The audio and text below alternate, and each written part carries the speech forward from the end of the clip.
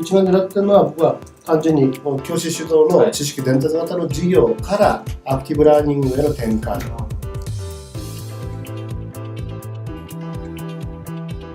でこれをただ単にやれやれと言ってもなかなか変わらないんです。でそこで変えるための仕掛けが必要だろうというところで、その仕掛けって何って言ったときに、私なんかは自分の切り口としては ICT だろうな。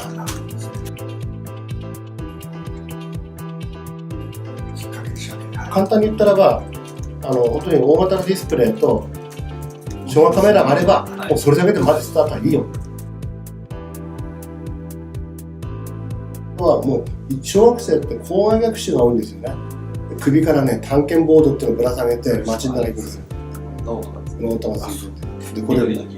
図画版のちっちゃいやつにね、そこでこうやってメモ取るんですよ。その代わりにうちの子供たちは今年の9月から首から。だからケースもそういうやつをね、用意してます。だから今までサーバーがない、Wi-Fi がないっていうことは、今学校でいろんな運用している中で、大規模運用しているところでの一番のネックはそこだったんですね。その手間暇。うちの総務課の整備者の方が、